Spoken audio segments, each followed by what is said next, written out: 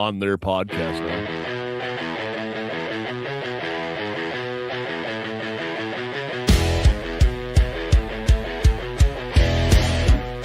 You are your own first responder. Always be prepared, stay safe, stay armed. Always be aware, get training and practice. No room for mistakes. One wrong move is all it takes. So hold on to America's favorite black rifle. It could be the thing that ensures your survival. It's an AR-15 show, it's ready to rock. It's your weekly dose of awesome gun talk. Awesome gun talk. Welcome to the AR-15 podcast. This show is for you if you just bought your first rifle or you've been building them for years. There's something we can all do to take our black rifles to the next level. My name is Nick Dooley. I am joined tonight by our wonderful co-host who is here again. This is like 3 whole weeks in a row. 3 whole weeks. Mr. Garth Hofer. Yeah, here I sit. Here I am. I'm still not doing the whole festive thing like Joe. Joe, you're killing it again, man. I love it. Yes, we also have Volume maximum. Santa's little helper and propaganda artist, Joe. Good evening, everybody. So how are we doing, guys? Man, it's been cold. I don't know if you guys know or not, but the wind was blowing the last few days. It isn't cold. It was beautiful out yesterday until the wind came up and then got cold. Like 30-degree difference between today and yesterday. But yeah, that wind was wicked. Well, I think we hit like 78 or 92 up here. So, and not the temperature, the wind speed. Yeah, I shouldn't say that. Official reading at the airport today we had as a high was 73 miles an hour. Yeah, it got crazy. I think They had 104 in Rapid. Yeah, out west. 128 in Wyoming, yeah. It was 144 in Wyoming, wasn't it? I thought it was super high out there. They said it was hurricane force winds, but that's just straight line gust. So yeah. Well, and half the hills were on fire because all the power lines kept hitting the trees. So yeah, it's been crazy. Like I said, it was beautiful yesterday until that, or even let's say Thursday. Even Tuesday was really nice out. Yes, and it's supposed to be fairly nice out tomorrow again. Yeah, because we went from what, like 4 inches of snow on the ground to nothing already from this weekend. Like, yeah. But since everyone is tuned in for the weather report, oh yeah, hey, it happens. It is. That also somewhat affects the first question we always ask: is you guys do anything fun? Joe, you got something, Joe? Go for it. Yeah, I got some ammo in Monday. I don't remember what day it showed up. But before it got crazy out yesterday, I told my wife, I'm like, hey, I need to go to the range quick. So I grabbed a mag, 30-round mag. It was the 110s from 110 grains for the 300 blackout from Phantom Defense. Where the sticker go? Yeah, Phantom Defense is who I got it from. So looking at the head stamps, it's all reman, but I went to the range with my Hellbreaker to see how it'd run with that FRT, and it ran like a champ. Yeah, it's more. So I'm probably done with that build, which is now more than I ever wanted originally. For those that aren't aware, that was a lower I bought in 2014 when I was in Afghanistan. Got home with the intentions of it being a double stamped gun, and just with life and building race guns and competition guns, it just sat as a strip lower in my safe until about this time a year ago, maybe, when I decided I was going to go and put the resonator, Yankee Hill resonator, integrally suppressed upper on it. And then I added the super safety to it with a cassette. I can't remember which triggers in it. I know it's not the Elf. I think it's the maybe Rise Armament or something else. I can't remember, but it ran awesome in that with that. Just I think I did fired some singles, just make sure stuff would cycle, and then flip to that third spot and let her go. And it's it's fun. It's gonna be a range toy, talking piece more than anything with that A10 Magwell receiver on it like I said, it's fun. It runs. I'm gonna take it back for Christmas and my dad play with it. I think he's gonna get a kick out of that. So my wife doesn't know I'm taking it with me yet. That'll be interesting. That's easy enough. Yeah. It ran great. Like I said, I'm still waiting on my 220 ammo that I ordered from a different company the same day. I might know where there's a couple hundred rounds of each. Just to see if it will run, how it will run. I'm not super worried if it'll run the subsonic in the third position as much as the supersonics, but it'll be fun.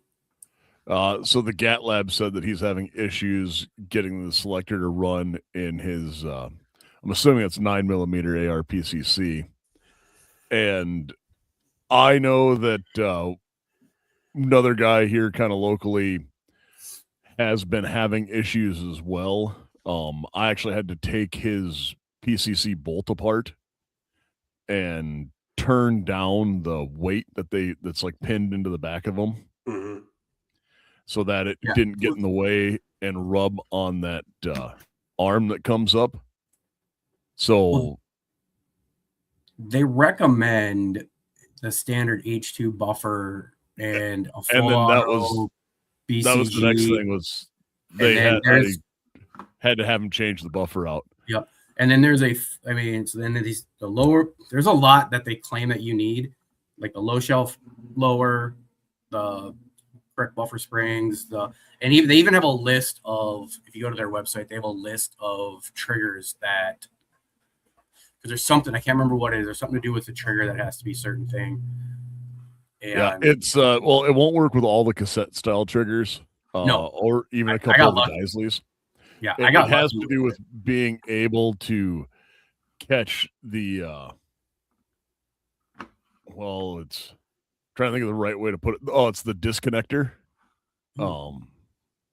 And yeah, it was after that.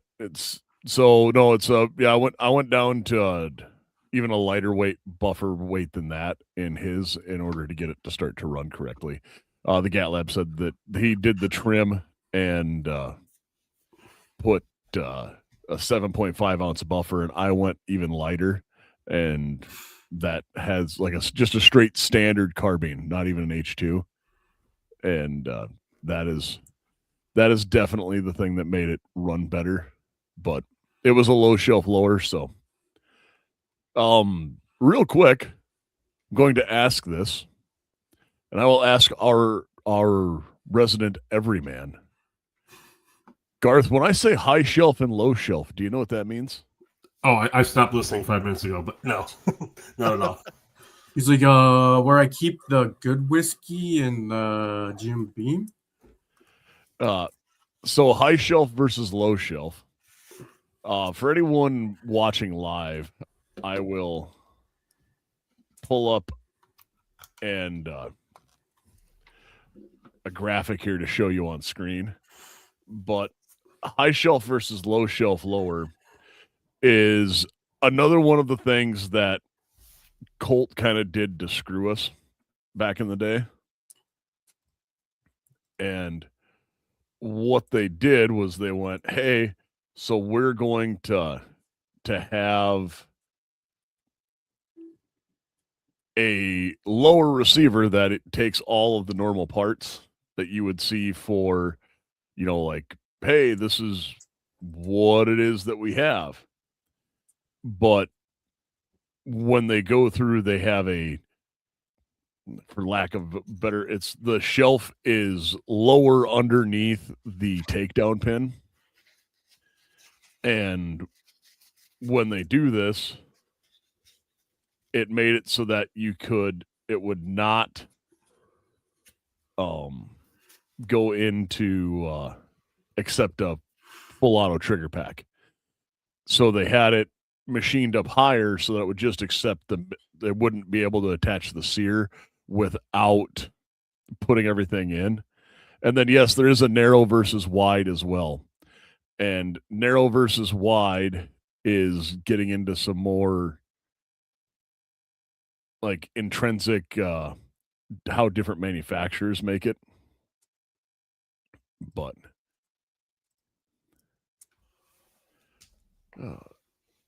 and it's generally considered an enhancement.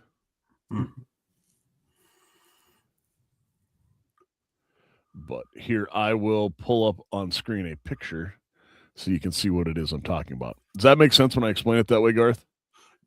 Yes. I'm sorry, I had to step off screen. My bloody nose came back again.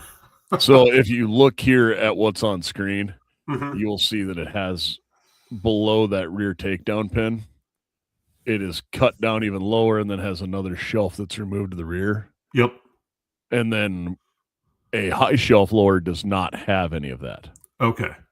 So that is where you wouldn't have that stuff milled out, and that is a high shelf.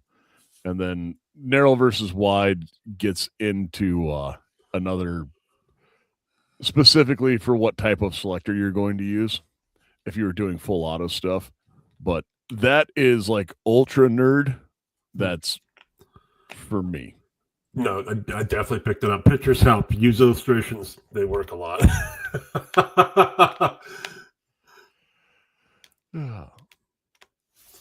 So yeah. Yeah, it's you can mill out any lower to be a to have the pocket cut into it so that you're good to go. It's just a matter of some come that way, some don't. Okay. Yeah. I guess I'd never paid attention to that kind of specific. Well, it's generally one, unless you're building your own rifles, Yeah. a lot of times you're not going to know. And then unless you're looking at things like FRTs and things of that nature, Mhm. you're really not going to notice unless you Okay. plan on making a machine gun out of it, Yeah. which means you're an SOT. Yeah. All right. That's fair. And I don't plan on doing a machine gun anytime soon. So I say that now, but the future, who knows? I think we should check out your shotgun Ooh. Yeah, that'd be cool. and see if it wants a super safety. That would be cool. Like, really cool. Yes, it would. We have an AR. I don't remember which one it is. We have an AR-12 on our guard Christmas raffle. And if I win it, I am going to see if I can get it to run with one. Just for reasons. Yeah, I don't need reasons. I just want to do it. Because it is an opportunity and I want to do it. So why not? Yeah, I would enjoy a full auto 12 gauge as well. I've shot a full auto 12 gauge. So have I. It's fun. It's really fun. And it was a SBR too. Like it was sweet. I bet it wasn't an SBR. Well, it was an SBS. Yeah. But I want to say it was the one they had in John Wick, right? Yes, it was. Okay, I thought so. Yeah. So yeah, it was a short barrel shotgun with a 12 gauge suppressor on it. Yeah, it was sweet. And full auto. And they went fast. Really fast. Yep. I know that while we're talking about this stuff, the GAT Lab says, I'd like to see a Panzer AR-15 upper run on a super safety. I'd have to see how that bolt lockup works to see how it trips, to see if it would. I need to look one up. Okay. Because I know that some of the PCCs won't work right now because of how the bolt moves. Because I have a Panzer shotgun already downstairs. Yeah, the AR-15 upper is the one that uses P90 Oh, mags and it's 5.7. Yeah, Dr. Scary Guy who says Panzer made a full auto compatible bolt at one time, but they took it away. And they're going, yeah, I'm pretty sure it needs a trip bar. So a trip bar is something that would trip that lever to cause the sear to catch, or to do the things. And some bolts and different setups need those. But that is a tale for another time. gosh, I need to take that shotgun out and shoot it. I haven't done it yet. That Panzer Ranch 12 I bought like 6 months ago. Oh, okay. Yeah. Not your Rock Island. No. I went pheasant hunting with that last Saturday, and I actually got my first kill with it. Nice. It impressed me. I lost the bird completely because I was looking directly in the sun. So I just kept pulling that trigger, and all of a sudden it fell out of the sky. So it worked. I mean, when you go to sky blasting, that is a good thing to have, is a mag-fed shotgun. 19 rounds, man. Yeah. It was fun. I mean, I have that too. Yeah.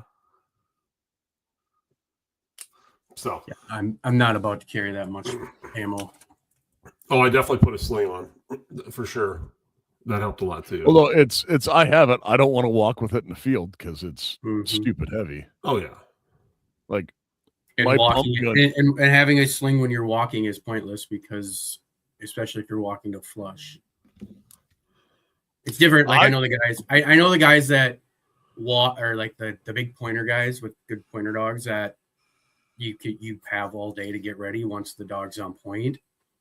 I know a lot of guys that even their over-unders, they're cracked sitting on their shoulder because they're not. I'll disagree with that, because I always used a sling on my shotgun, but it was when I was running dogs or something like that, just to keep my hands. But you weren't going to be expected to be one of them right on flush though. Like, yeah, I generally was though, but depending which side it came out. Yeah. But our RFW would Barry, you can only have 3 rounds. That's only for migratory birds here. Yeah, South Dakota, the idiots in South Dakota, if they ever got checked, if you have a migratory bird stamp, even if you're hunting upland, you're only allowed 3. Everybody argues that with me, but if you have the stamp, because again, it's just same reason you can't have lead. You can't have lead with you if you go out in the morning and hunt bird or hunt waterfall, and then turn around and go hunt pheasants in the evening or the afternoon. If you have the federal waterfall stamp, you're supposed to only have 3. Yeah, I didn't buy that stamp because I don't. Yeah. So I load for bear. And a lot of them forget. It's not even the. I take that back. It's not the waterfall stamp. It's the migratory stamp for doves and then most waterfall. But yeah. No, but no, that is one thing where I know that when I've gone out to do anything, I generally just use my over-under for shooting doves or anything like that, because I'd love a good over-under for pheasant hunting, or even then, rarely do I ever need more than 3 shots when I'm pheasant hunting. Other than like that one year when we had at your guys' place just like a trap shoot going on, but most of the time for 1 or 2 that flush at a time, by the time if you're needing that 4th or 5th shot, they're probably at quite a range. And I like knowing I have to make the 2 or 3 shots I have count rather than like Gar said, just firing until it falls out of the sky. Oh no, yeah. If I would have took it serious, it was more just because I had out of state guys there, and I was just showing off the shotgun for the kicks and giggles of it. Accuracy by volume always works. Oh no, it makes sense. But like, I'm not disagreeing with what you did at all. It's definitely going through where it's like, oh no, I'm gonna use this. What is that? It's my shotgun. Yeah, I know that. Like, I've done it before where I pulled out my 3-gun shotgun, and people have been like, "What is that?" Just because the mag tube sticks out further than the barrel. Mm-hmm. So, like, yeah, I've done it before too, but I don't want to walk a field with that loaded. You don't realize the difference between 3 rounds in a shotgun versus 13 on a full tube like that. It is. Oh no, I full know. You do, yeah. I'm just saying, like, you think it's a great idea until you walk some of the walks we've done where. Well, that was like when the Sega shotguns first came out. Everybody wanted to buy the 25-round drums. Mm-hmm. Yeah, I'd carry a whole box. Cool. That got heavy, didn't it? It's easier to wear them on your vest and put them in as needed than just having them in your hands, in your arms. Well, that's why I block most times, because honestly, I could care less if I go shoot birds or not. They drove hours to get here to shoot pheasants. I'm gonna let them go shoot pheasants. You take your dogs over there. I'll block down here. It's fine. It's not because you don't like to walk. I walk enough. I took them down to the honey hole. We went down there. I went walking through there. I'm just saying that because of your jokes about in the past with shot show and me. Oh no, yeah, no, that's definitely true though. But you get that amped up feeling, you know. I'm out here shooting, hunting. It's fun. I don't worry about that. Yes, but you know, the other handy thing about that is, like when we're going through looking at those, I know that I do enjoy that shotgun you use, Garth. Not just because like you bought it and I instantly had to work on it. Not because it needed work. No. But because it was, okay, we have this. Hey, I have parts that will fit this. Mm. And because that was a struggle since it used a commercial spec tube. Which, that threw me for a loop a little bit, but hey, it came out eventually. Hey, I know. I think I helped with that. Yeah. It worked out, so. Yeah, but the other good thing about it is it does have a VZ grip. You know, the unique features of VZ grips, they're machined from a solid block of G10, and G10 is great because it's durable. It doesn't get slippery when covered with mud, blood, or sweat. 17-degree grip angle and wide variety of textures from mild to extreme, as well as color options and shorty versions are also available. 1911 grips with extreme customizability, standard slim palm swell, some notches, safety cuts, bottom profiles, and more. More than 25 textures and 27 colors are available. And there's one coupon code that's good for 15% off all handgun and rifle grips. And that code is AR-15 POD 15. You know, I'm watching this chat over here, and all of a sudden now we've got a pheasant hunt going on next year at the Hofer Farm. So, and prairie dog hunting. Well, I don't have any prairie dogs, but I do. So I have prairie dogs. Well, I think we could probably get something in the works like this. It'd be kind of neat.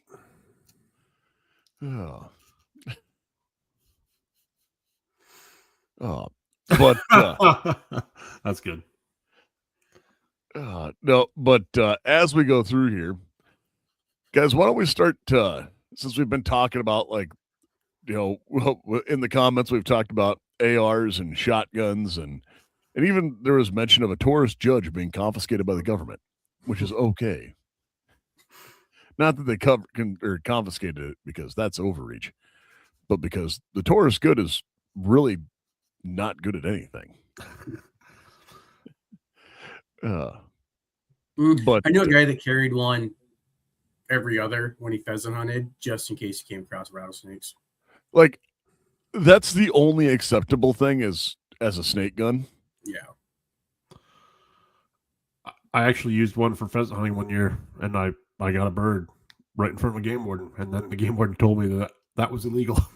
Yes, Yeah, because you but have what- to use a gun with a stock. Yep. Oops. He goes, great shot. Don't ever do it again. Oh, that's a good game warden too. Like, Oh hey, dude, no, yeah. Do I know this game warden? Oh, maybe well, he's not a game warden anymore. So Yeah. I mean, believe that's probably why. Too many warnings. yeah. That Country Boy Guns, there's this thing called rat shot. And I have actually seen 50 BMG rat shot. I saw that this week, and it's Mhm. like, just go get a shotgun. I want to try it. I mean, yeah, I got to pattern it, but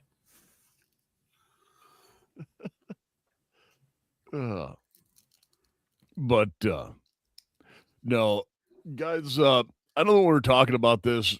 We've had a lot of conversations about things, and in the chat earlier, guys were talking about safes and stuff like that. And we all kind of live in different environments, for like what home life is like. Yeah. And what do you guys do about safe storage? exactly that. Safe. No. When we had the kids growing up, especially when Jess and I first moved in together, everything was locked up. Just because they hadn't grown up with them like I had, or like you guys had, we knew safety. We knew we grew up with them. Now lately, I've got either of my carry guns. One's by the bed, one's usually by my desk, just depending on where and what I've been carrying that day. But with the new house guest, it's probably going to be I don't know if I'm going to go back keeping everything in the safe, but maybe in the nightstand rather than on the nightstand. Mm-hmm. It's touchy, especially with kids that don't know what they are, or kids that are having things where kids or their friends might get to them. Like in my office, no one else is usually in here. Definitely no kids in the bedroom or in our bedroom, unless they're up to no good already, snooping around. Honestly, the only reason I have a safe is just so I know where everything's at. I grew up with the old glass front wood skeleton key gun case that was only there to organize guns and keep kids from being able to get to them unchecked until we figured out all it takes is a butter knife. To say the same lock that I had in ours growing up that used just a butter knife to open. Yeah. But by the time I realized I could do it with a butter knife, I could reach the top and get the key, or I knew where all the other. By then, my dad wasn't locking them up. There was a shotgun and a 22 by the back door.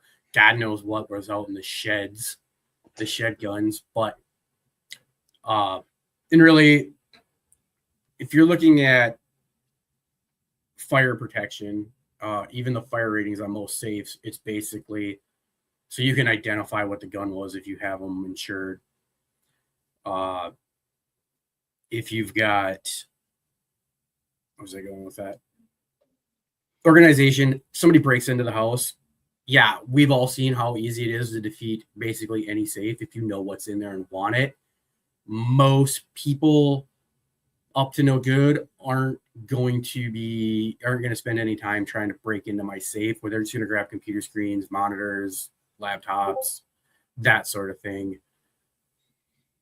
Unless, again, it's just sitting out in the open where you can see it. Yeah, so I too, like growing up, had the, it's when you go through what I had growing up, we had the double door, wood and glass gun cabinet that you could open with the butter knife. Yep.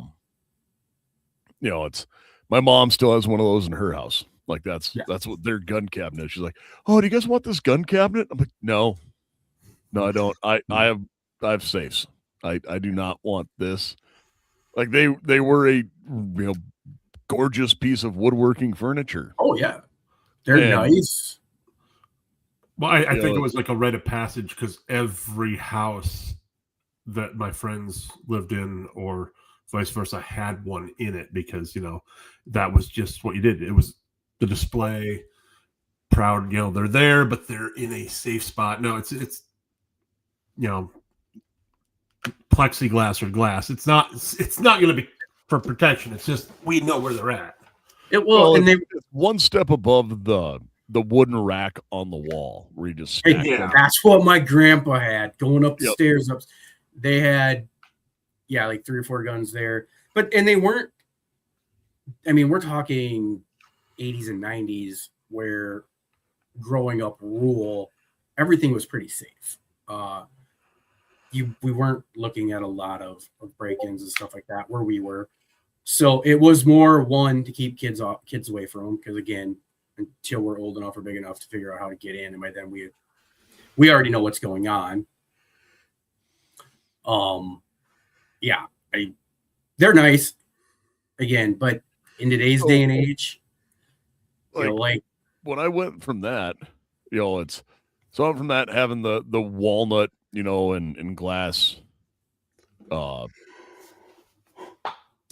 gun cabinet, and then as you went on from there, like when I first got back from Iraq, I was living with a couple buddies in Brookings.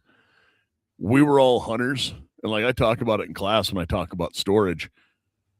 It was 3 single dudes living in a house together that were all hunters and shooters.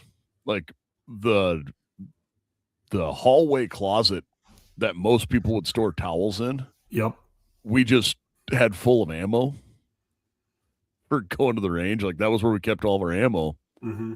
And, we'd walk in and, oh, hey, we got done pheasant hunting, shove a shotgun in a corner and grab a beer. And that was also like, we weren't breaking any laws, but we didn't have to worry about anyone coming over. Yeah. And when you were, talking about that stuff, it was, what we had, it was pretty normal and everything. Nothing seemed that much out of the ordinary. Now, Joe, you were talking about your carry gun, and like kind of what to do with that. I'll share the screen again. Anybody who wants to get something for their everyday carry, this is my favorite safe for that. It's from Hornaday. It's called the Rapid Safe. So it does have a touchpad that you can use to enter a code, but it's also RFID. And it has chargers and everything for your, phone that you can plug into, and then use the RFID tags. You can put it on the back of your phone or a bracelet, and it'll pop open. The drawer will slide open, and you can keep everything in there. Yeah, that's handy because it's easy enough to get open when you need it, but it's going to keep the people that shouldn't be in there, they're out of it. Because there's kids that don't grow up around it. There's other people. I mean, if I broke into a house and I saw that thing, it'd look like a stupid clock to me. I wouldn't even think there's a firearm. Well, I know. And it's, go for it, Nick. Oh, I was going to say, like, you talk about kids not growing up with it. So, like, you've talked about this. Garth's a single guy. Like, he just has to worry about his wiener getting into his guns.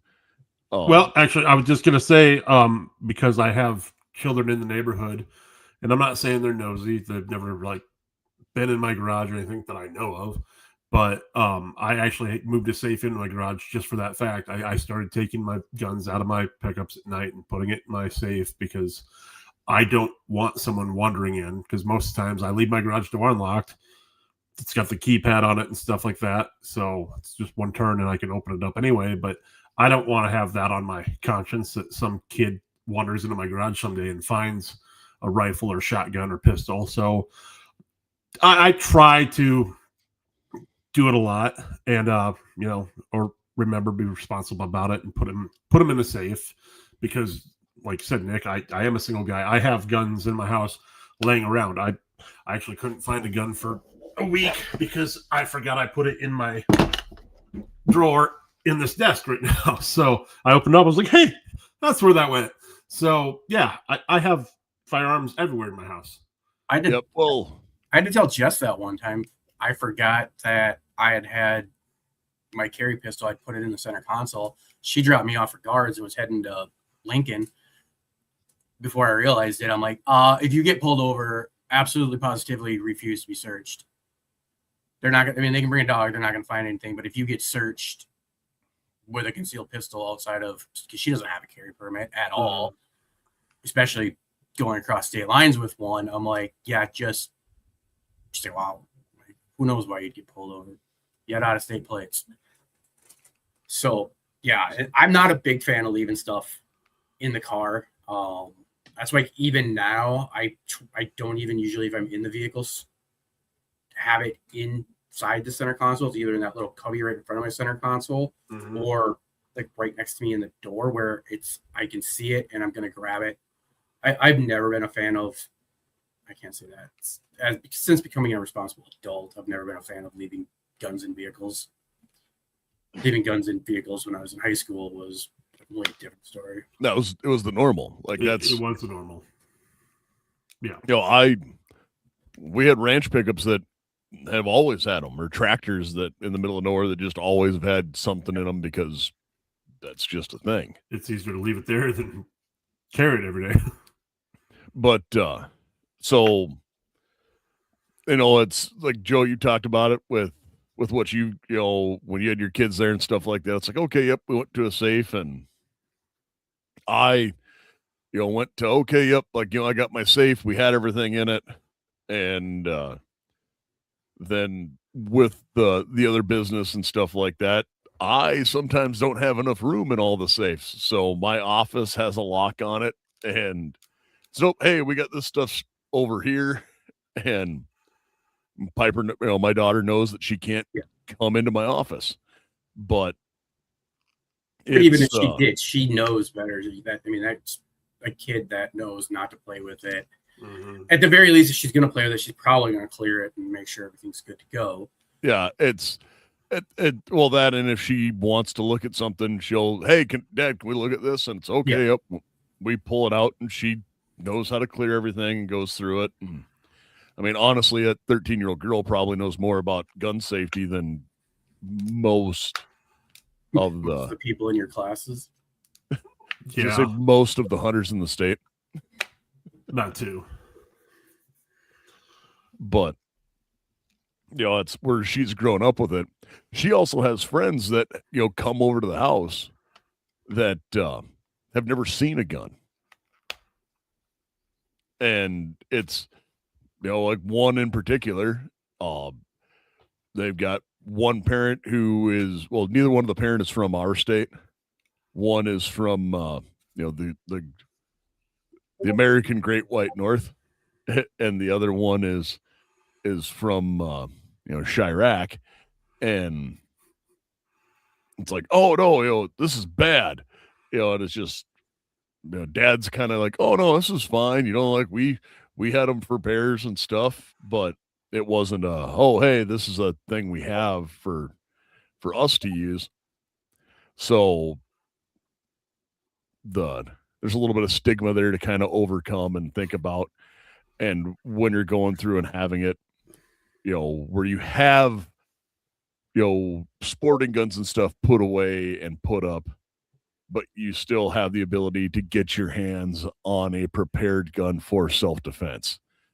And I find the best way to do that is to just wear your self-defense gun. And the best way to wear your self-defense gun is in a Klecker Tactical holster. Because if you're in need of a reliable custom Kydex holster, Klecker Tactical is your one-stop shop. Using premium USA source material, Klecker Tactical provides you a holster in a variety of styles and colors, along with light and laser options. Whether you're in law enforcement, a competitive shooter, or an everyday gun enthusiast, trust that Klecker Tactical will provide every firearm owner has access to top-tier and personalized holsters, as well as custom products you can't find anywhere else. Use code AR-15 podcast for 10% off at KleckerTactical.com. Just don't let him ship anything to you until he figures out not to use USPS. Hey, I use USPS a lot. I don't understand why stuff goes from Omaha to West Fargo and just completely skips our state and then takes like another week to get here. Because government. Yeah. No, but I really do stand by that, like, hands on a gun prepared for self-defense.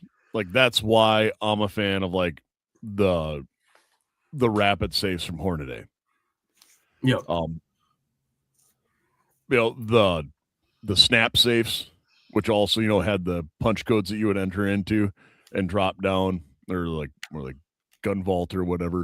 Yeah. Also, like, huge fan of those. It's just like Hornady came out with that version. I'm like, oh, hey, that's like perfect. I can plug my phone into it. I don't need all the other stuff. Like, it's an alarm clock. I like those a lot better than the old style ones that would like pop open and then you could reach in and grab the gun. They were so narrow and stuff. My hands, I kept banging them on the sides of the safe and getting nicked up. So yeah, I much prefer that new Hornady safe. If I had a purpose for one, honestly, right now I don't. So I watched what says my ex was from Greece. The first time she came over to the apartment, I had my guns out to clean, and I was at the range. She freaked out because they couldn't have any of those guns. A few years back, we went hunting with some Germans that were over here because we've got some weirdos that think they have to have real German short-hair pointers. Quits. But they were hunting with us, and we had blockers, and then we were at the close to the end where all the birds start flushing and safely shooting. But they're like, if we did that, we'd go to jail. Like, well, we were not shooting at you, we were shooting towards you. But they were like super weirded out. Like, they're like, no, that's just how we hunt. So yeah, different cultures, different, just what they do or how they do things too is a big thing. I'm not saying right or wrong. I mean, one of them said that the birds moved way too fast. Yeah. It was an interesting hunt with them. Is it even a pheasant hunt if you don't get peppered or rained down on? Yeah.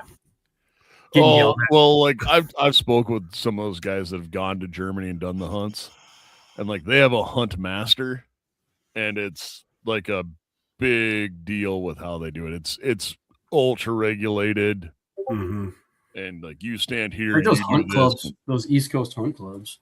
Yeah.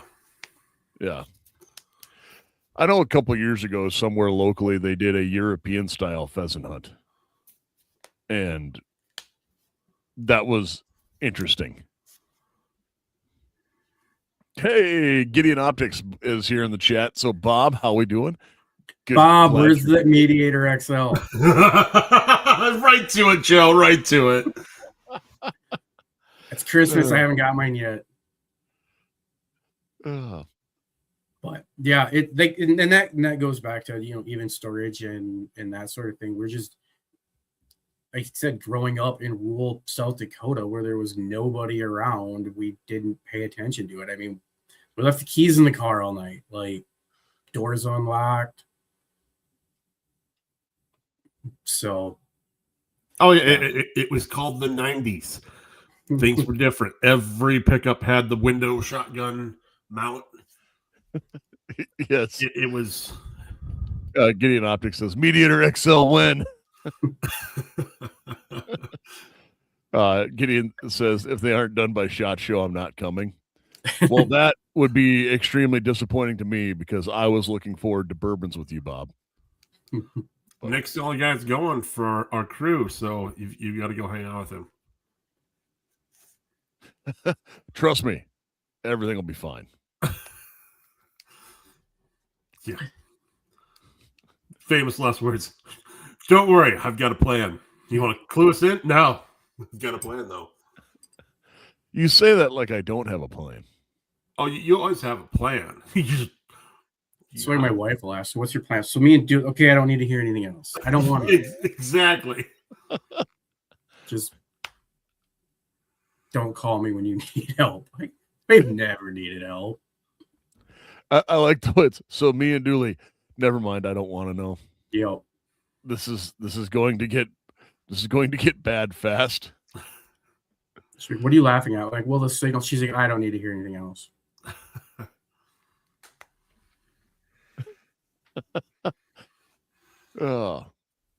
No, it's definitely like it's a plan. Even if the plan is to make it up as I go along. Yeah.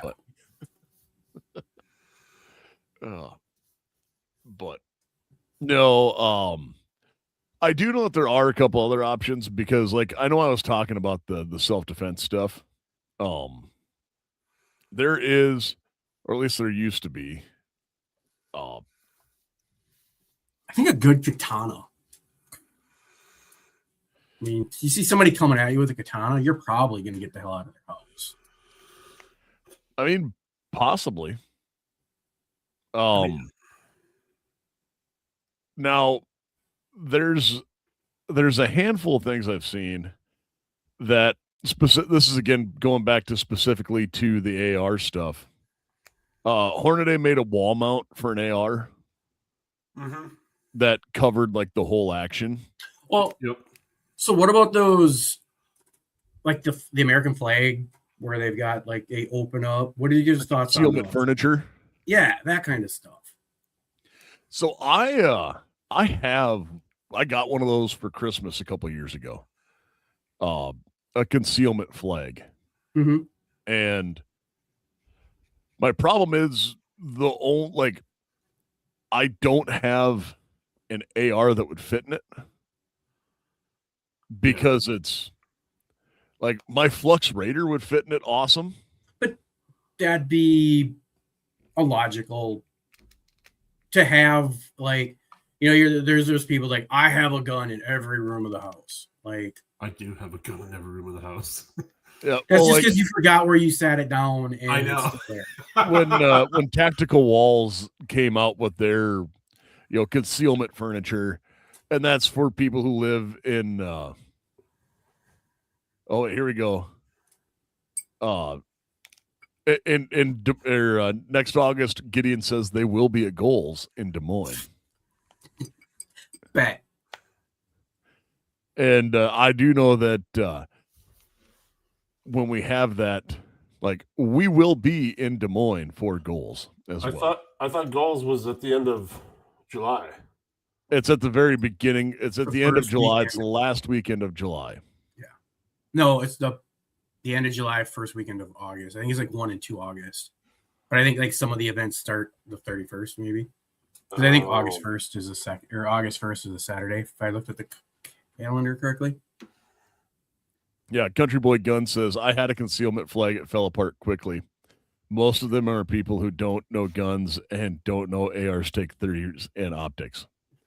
Yeah. I know that they had the shelves for a while that would drop down. And for a while, I wanted one of those. So I was like, oh, that'd be cool. And I will fully admit, in my like peak Brovet era, I saw Matt Best do a video where he had the gun safe bed. Mm-hmm. Yeah.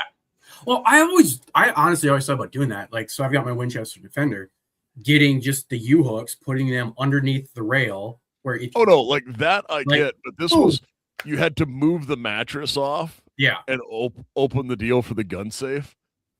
And I was like, that is both the coolest and dumbest thing I've ever seen. Well, the one I saw, the guy actually had it in his headboard, and he like went like that with his arms and it fell down and he caught it. I'm like, also kind of neat. Also, probably how you blow your head off at night. Or break your nose when you drop it. But no, like the bed safe, like if you are trying to hide something, I'm not saying it's practical for home defense purposes, quick retrieval, but they have a scans through a bedroom and you don't see anything that looks like a safe, you're not going to flip the mattress. They have a ton of like bed gun safes now. Like that's actually really common. Just because they They're literally made to slide out from under the bed. Yeah, I've seen some of them. For a while, I thought I wanted one, but it just made no sense for me to Or have. the converted bar or the converted garage fridge. So then you like, don't know. Yeah, those right there. The Pepsi machine gun safes. Yeah. Well, But yeah, like the one I have on screen here, stuff like that. Yeah, I get it. That makes total sense for some people. it If does. you're Yeah. running like a 3-gun arsenal, Yeah. Yeah. So Gideon Optics just shared in the chat that goals 26 will be August 1 and 2, and he also put the link up there. That is perfect. I hope all you guys can go. I probably won't be able to join. Yeah. So, and I got told that described quite accurately. Peak Probit. We all kind of had that when we first got back or when all that stuff was starting. And then you're like, okay, I don't need to get full sleeves and start a t-shirt company. No, I do not. And I still I'm going to invite my friends and have a podcast instead. Yeah. I mean, we went the other route. Yeah. But no, so there's just been a lot of storage options and things to have. Actually, I have one more thing to talk about. Since we're talking about safety and storage, and Bob is in the chat. I have a public service announcement to make. I'm not sure if I've talked about it on the air yet. Have I screamed into the ether about batteries? Not in a while. So, are you guys familiar with something called Reese's Law? I'm sure we're going to be in a minute. Reese's Law is like my new thing that I hate the most. And so it's communist. Oh, it's incredibly communist, and it specifically is developed around batteries and coin cell batteries specifically. Oh, is this that law that Bob and them were talking about when they were on the show? Is it where everything has to have that your 3-year-old can't open the battery tray anymore? Yep. When we were talking to Mike, and he was like, "Oh, it has to be so hard they can't open the packaging." Remotes. It's a giant pain in the ass to get into just to open it. Well, they went one step further now. And now they put a coating on all of the coin and button batteries to make it so that the batteries taste bad, so kids wouldn't eat them. And have you met kids? They don't care what it tastes like. Apparently, Dr. Scary Guy thinks I'm yelling into the mic because, hey, Dooley, how are your hearing aids doing? Well, first of all, are they putting it on the 9-volt batteries? Because that's how I check batteries, is I lick them. But anyways, I had this experience where I went through and I had a new Gideon Optic come in, and I went, hey, this is a bad thing. Or, like, not a bad thing, but it's like, hey, something's going on. And because I replaced the battery in it and went, this is not functioning correctly. Like, it was shake off, not shake awake, and had a bunch of issues. And I actually got a hold of technical support and Bob, and like, hey, so these batteries have a coating on them, and you have to like scrape the coating off or run it in and out of the battery well 4 or 5 times, because, or I shouldn't say 4 or 5 times, like 10 to 20 times, just like rack it out so that coating will scrape off, because the coating they put on to make them taste bad is non-conductive. Awesome. So it will go through and it's, hey, you have to do this. So the government literally screwed up batteries to the point where it caused almost a safety issue. I mean, that checks. We all know what they did to gas cans. Yeah. Oh, so Dr. Scary Guy says, I guess I'm not young, but he asked about hearing aid batteries because his wife just returned a bunch because she couldn't get into the packaging. And mine are rechargeable. I plug them into their box at night. And also, I am told by a little birdie that you can also just rub a little cleaner alcohol on each side and be good.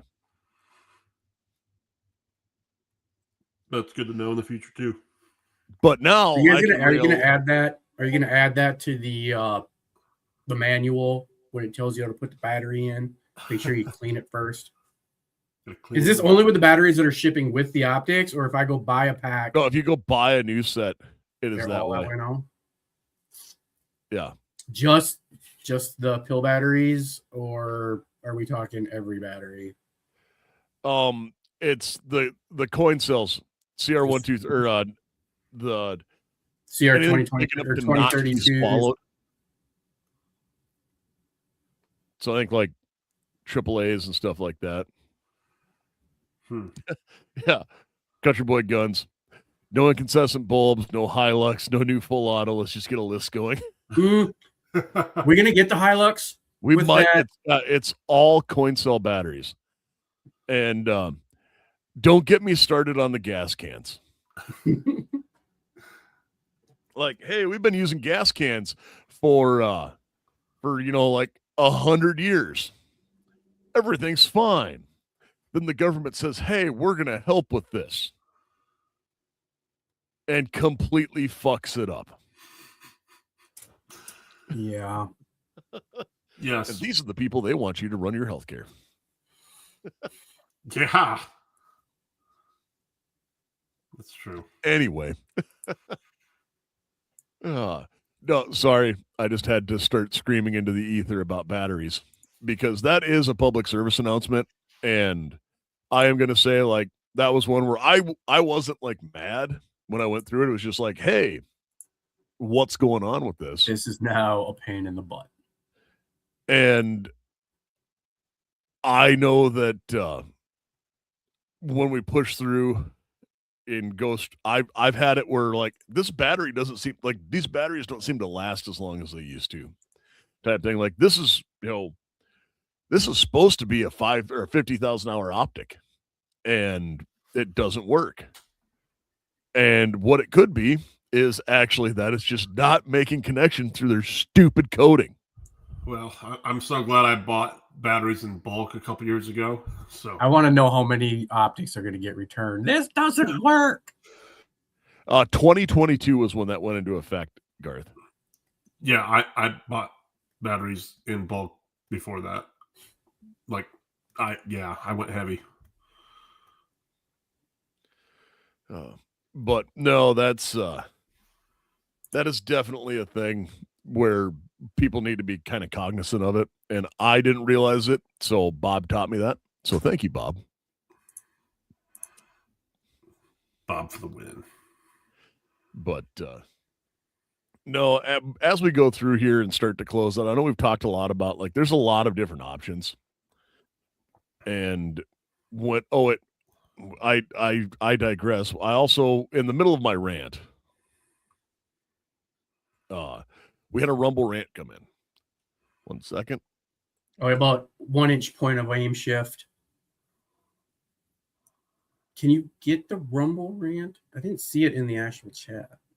You were muted. Through StreamYard, so we have to read them. So Dusky Econ gave us a rumble rant. Is it normal to have roughly 6 inch of deviation at 100 yards in POI consistently with a can? Is a typical change one might see. Shoots lower with.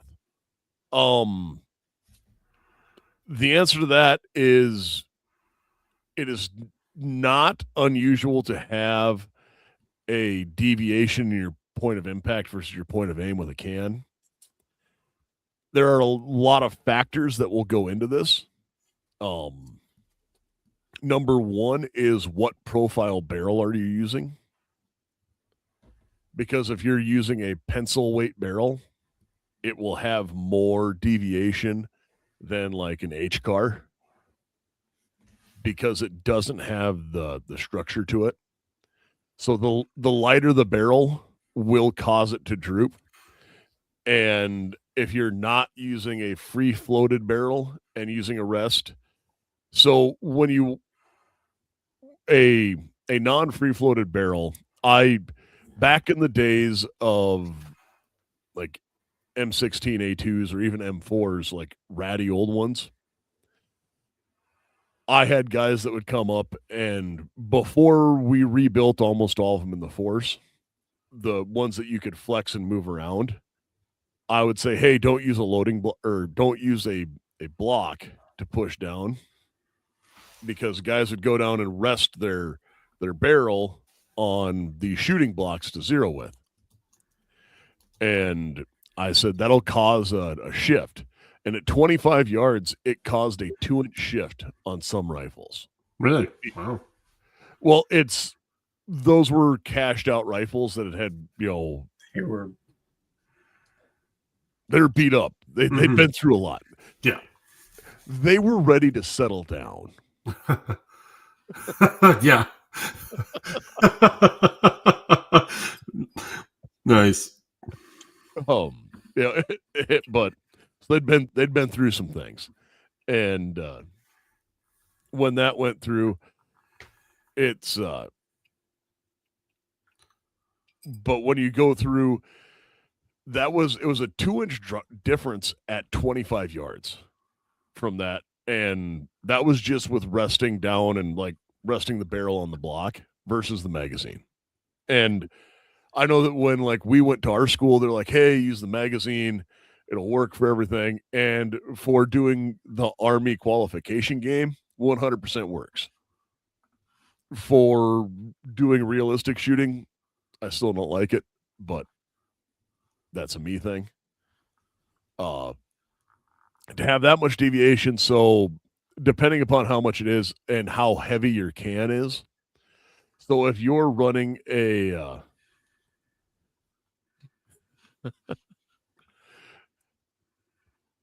no, GatLab asked, is Single Mom a new barrel profile? No, it is a gauge spec for takedown pins. And but the weight of your suppressor will have a lot to do with it. So 13.7 free floated.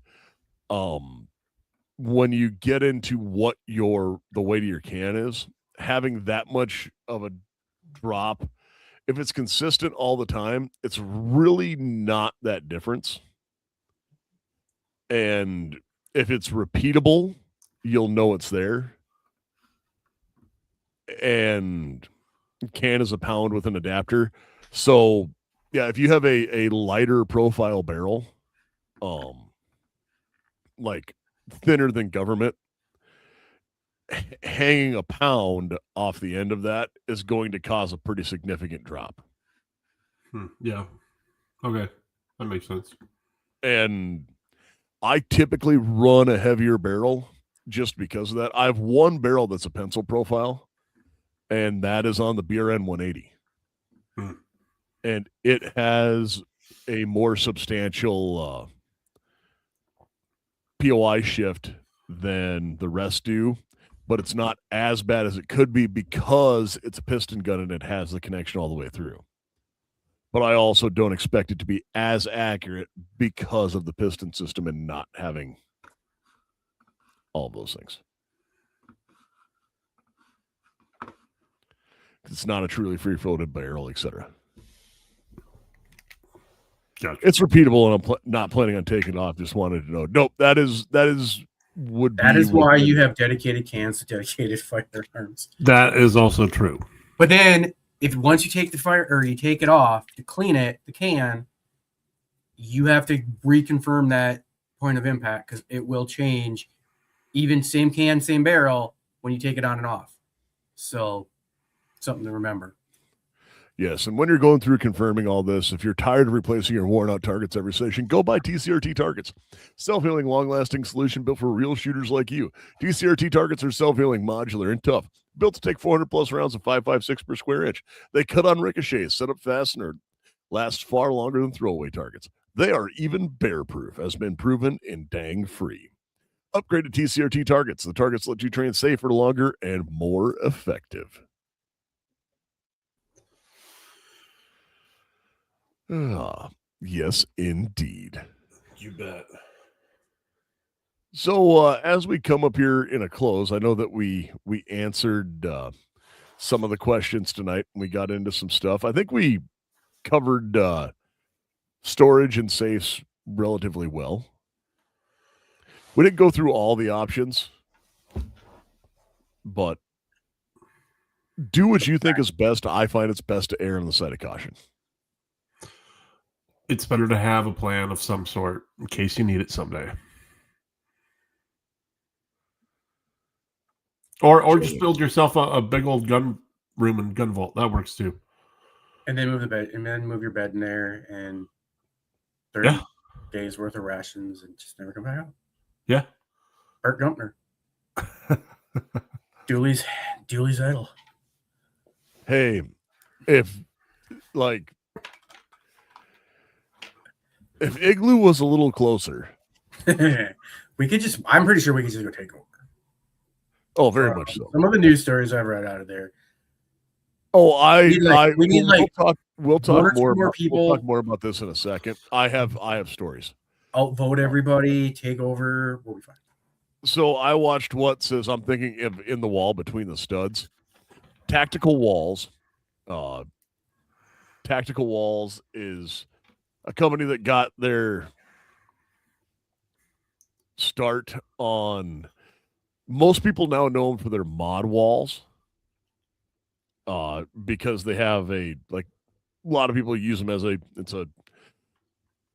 mod wall that goes through that you can hang stuff on. Mm-hmm. But they actually got their start with wall inserts that are pretty rad. So they are like a full-length mirror. Yep. Or something like that you put in, you cut the dry sheetrock out between your studs and then install this, and it has a slider that goes across. So it just looks like a mirror or a painting or whatever mounted to your wall. But it has your guns mounted in there, and they have an RFID lock. Yeah, those are pretty slick, pretty neat looking. Yeah, I keep saying my forever house will have those. Yeah, those are pretty neat. Do we want to go down quick conspiracy theories? Sure. They found the Brown University shooter dead by suicide. Oh, shocking. Alleged? The suspect that they, I think, named earlier today is dead by suicide. Alleged. Just like Jeffrey Epstein, huh? Same thing. Yeah. Yeah. Hate your government. I don't care what side it is. Hate your government. They're not on your side. They're not. And bully journalist. Even though Dooley works for as much government as I do. Don't trust him. And bully journalists, yes, bully them. Call them out on their BS every time they say something stupid. Yeah, I work for the government, but I'm at the lowest level of government. I'm county government. Some days. What? Some days. Well, I haven't done anything for the feds in a couple years. And then state once a month. But no, as we go through here, guys, we probably won't have a show next Thursday. Probably not. I'd probably get yelled. I'd probably beat if I was on. Yeah, we'll probably be taking next Thursday off. So yeah, so no show next week, or if you're listening next week, no show on Christmas. And but we'll be back to ring in the new year, guys. And because that'll actually be on New Year's Day. It will be New Year's Day. Holy crap! Yeah, sure will. Yeah, I got nothing going on New Year's evening. Maybe trying to sober back up. Yeah. I don't know. No plans yet. Yeah, it's been a minute. Dusky says, ain't shade, must have been a minute. Yeah, I get to kind of make my own schedule. I haven't got a haircut in a hot second either, and it's really bothering me. But no, guys, you got anything else to add before we kind of sign off for the evening? Yeah.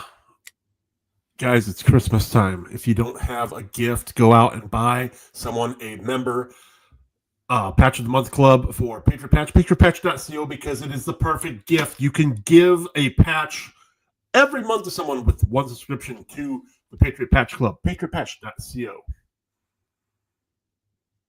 Yeah, Nick's got one up on screen. For those watching, I love that patch. It's in my Jeep right now.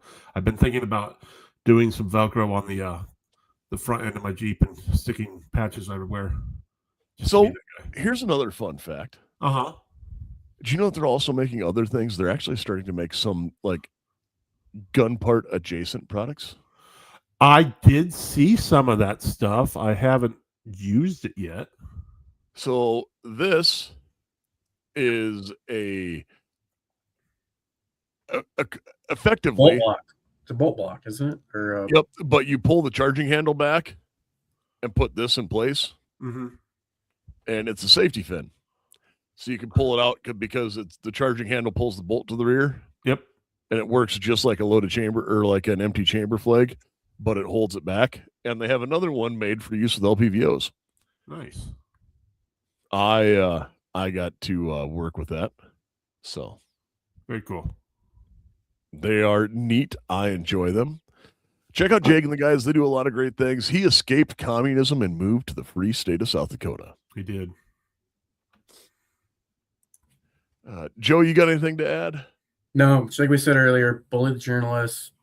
Government sucks. They give us a like and a share on our social medias, other gun aid. One other thing to think about, write in with questions. We'll probably try and do a listener answer show. But what do you guys think? This is homework. You just lost them all. What do you guys think the implication of Trump's executive order moving marijuana from a Schedule 1 substance to a Schedule 3 substance means for medical marijuana users and firearms ownership? Yeah. Send us your essays. Please cite your sources. No, that could have a lot of implications. No, it does. It does a lot. Everything that the government does and a lot of things that you don't think are Second Amendment issues quickly become Second Amendment issues when you get into it. So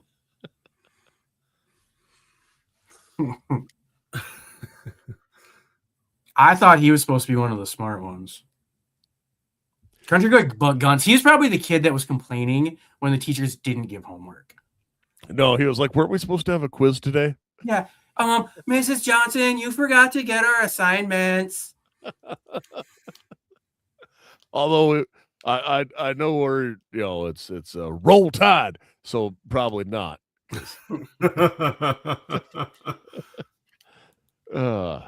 But no, anything else? Like I say, like our social medias, share it, comment, any interaction with it helps build us in the algorithm to get out there. Same with other people. If you see a young or a new entry into that Second Amendment, guns, hunting, firearm stuff on social media, give them a like, give them a share, just so help build them. We don't need to fight these wars on our own. And in the last week, if you've been on social media, you see all the stupid stuff that's been coming out with, the global geopolitical stuff all over the country or all over the world. And we are low-hanging fruit for people when they want to make a difference, and just don't let it happen. Yeah. We live in interesting times. Guys, you know what I'm about to say. Go out, get training, get medical training. Remember that no one is coming to save you, and you are your own first responder. And you folks out there, stay safe and stay armed.